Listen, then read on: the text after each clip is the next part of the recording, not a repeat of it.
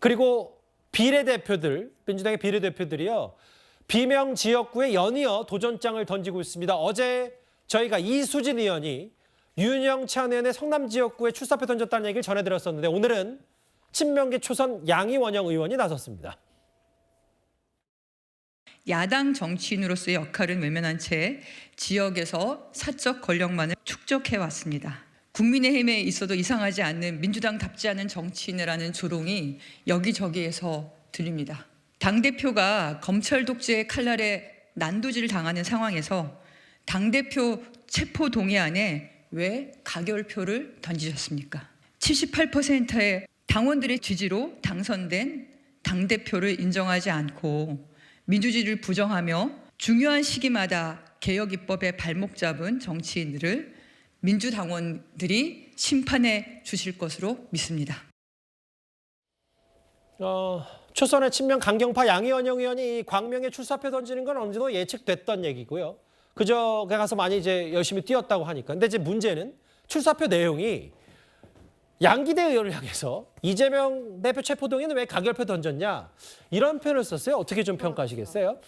지금 지역구에 출마하겠다고 양이원영이 의원이 얘기를 하면서 거기에 대한 이야기로 본인이 광명을에 어떠한 지역적인 발전을 이루어낼 것인지 본인의 그런 이야기를 하는 것이 아니라 오히려 이재명 저격수로서 지금 비명계로 분류되고 있는 현역 양기대 의원에 대해서 문제 제기를 하는 것으로 본인이 출마 소감을 밝히고 있습니다. 예.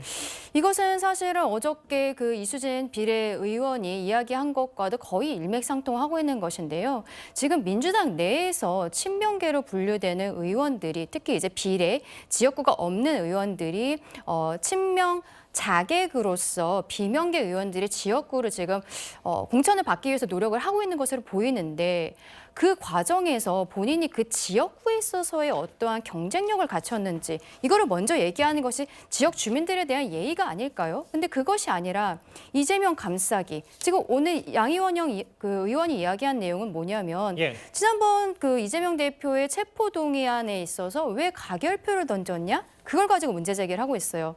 하지만 이재명 대표 같은 경우에는 본인이 대선 주자였을 때에도 체포동의안에 대해서는 이것이 특권이니 내려놓는 것으로 하겠다라고 대선 공약으로까지 이야기를 했었거든요. 그러다가 또 본인이 영장실질심사를 받게 되는 상황이 되니까 그걸 포기해달라 이런 식으로 이야기를 했었던 것인데 어쨌든 지금 민주당에서 이런 친명 자객들이 보이는 행동들이 과연 민주당이 민주당스러운 모습을 보이고 있는 것인가 굉장히 좀 의문스럽습니다. 그 최진봉 교수 이런 것 같아요. 그러니까 그 양이원영 의원의 출사표도 마찬가지고 다음 화면 볼게요. 어제 불출마를 뒤집고 서대문에 도전하겠다는 이수진 의원도 이재명의 심장을 뺏길 수 없고 윤영찬의 배신 두고 볼 수 없다.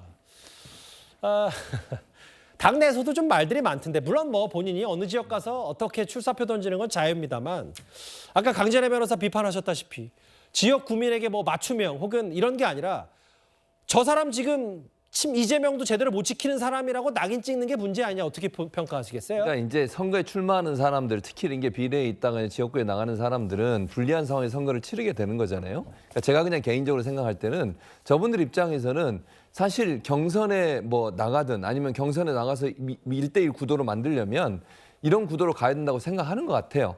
근데 뭐 그게 바람직하냐? 뭐 저는 그렇게 보진 않아요. 바람직하다고 보진 않는데 선거를 뛰는 사람 입장에서는 당장 급하니까 어쨌든 이재명 대표를 많이 이렇게 활용해서 그걸로 지지자들의 표를 많이 얻으려는 시도라고 생각을 하거든요. 그러니까 제가 볼 때는 저분들 입장에서는 아마 선거를 어쨌든 본인이 이겨야 되는 상황이고 그러려면 지지자들의 지지를 많이 끌어내야 되는 상황에 대한 어떤 절박함 이런 것들이 표현되는 방식이라고 생각해요. 그러나 뭐 저것만 가지고 선거를 할 수는 없죠. 왜냐하면 선거에 출마하는 사람들은 지역에서 얼마나 지역에 있는 사람들에서 봉사하고 또 지역의 문제를 얼마나 잘 인식하고 있고 그 부분을 잘 이해하고 있는 게 대단히 중요하고요. 또 여러 번 지역민들 만나가지고 그분들의 목소리로 듣는 작업이 반드시 필요하죠. 이재명 대표 그거 마케팅해서 그거 하나만 어떻게 당선이 되겠습니까? 아마 저분들 입장에서는 절박해서 아마 이재명 대표 마케팅이라 해서 지지자들의 지지를 끌어내려는 시도가 아닌가 이렇게 생각합니다. 뭔가 개딸들 눈치만 보고 다 공천 받으려고 하는 거 아니냐는 지적이 당내에서도 있는 모양이에요. 그래서 뭐 이수진 의원 어제 뭐 코미디 같다는 표현도 나왔던 것 같은데 이렇게 보시는 것처럼 최근 당내 친명계 의원들을 비롯해서 비례대표 출신 의원들 원외 친명계 모임까지 이른바 수박으로 분리되는 의원들을 향해서 여러 압박을 가하고 있습니다. 많이 이제 탈당을 했는데도 불구하고 탈당한 조홍천 의원이 오늘 이런 말을 했습니다. 지금 뭐 이게 여러 가지 명분을 내세우지만 어쨌거나 지금 현역들 좀 많이 나가라. 자리 비워라. 그래야 우리가 들어가지. 네. 그거거든요. 처음에는 수박들 나가라고 했다가 이제 수박들 나가니까 그다음에 이제 좀 덜한 뭐 멜론들 나가라라고 할 수가 있는 거고 친문들 나가라. 이젠 드디어 이해찬계도 나가라. 목숨 걸고 이재명을 사수할 사람들은 우리다. 그러니까 그 사람들 말고는 다 가짜다. 나가라. 근데 그건 뒤집어서 얘기하면 우리가 당선 많이 돼야 된다. 그 얘기에 불과하죠. 이재명 대표 사당화 때문에 사실 탈당한 조홍천 의원 케이스인데 조홍천의 이 멜론, 친문 이해찬계도 이제 압박하고 있다. 어떻게 평가하시겠어요? 조홍천 의원 입장에서는 아무래도 그러니까 본인이 수박의 대표적인 의원이었잖아요. 그러니까 지금 수박의 핵심 수박들이 나갔다고 하더라도 민주당의 아마 친명계 입장에서는 이재명의 일종의 사당화를 위해서 계속적으로 이재명 대표하고 정치적으로 거리를 두고 있는 의원들에 대해서 공격을 할 수밖에 없다는 이야기를 하고 있는 것 같아요. 결국은 지금 수박이라는 것이 속다르고 겉다른 행위를 하는 사람들이잖아요. 그렇다고 한다면 멜론도 같은 수박가니까 일종의 당도의 차이, 색깔의 차이가 있을 뿐 이 당에 머무르면서도 이재명 대표 어떻게 보면 죽이기에 앞장서고 있는 의원들에 대해서는 어떤 식으로든 속아내야 될 필요가 있다는 부분을 강조하고 있는, 그러니까 그런 행위들이 계속 되풀이되고 있다는 부분을 아마 비판적으로 이야기한 것 같아요. 특히 친문을 지금 겨냥해서는 지금 임종석 전 대통령 비서실장, 그래서 노영민 비서실장도 마찬가지 지금 공격을 하는데 거기에 대해서는 친문계에 대한 비판의 요지는 조금 다르죠. 그러니까 이 정권 교체가 실패했던 부분이 왜 실패했느냐.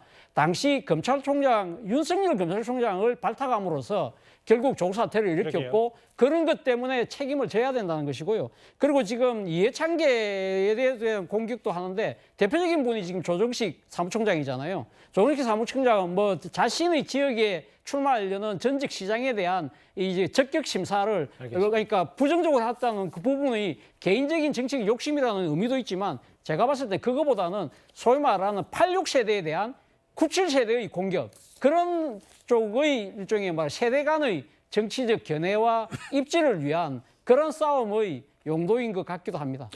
원외 친명에서는 또 조정식 사무총장 그만둬라는 얘기까지 나오는데 알겠습니다.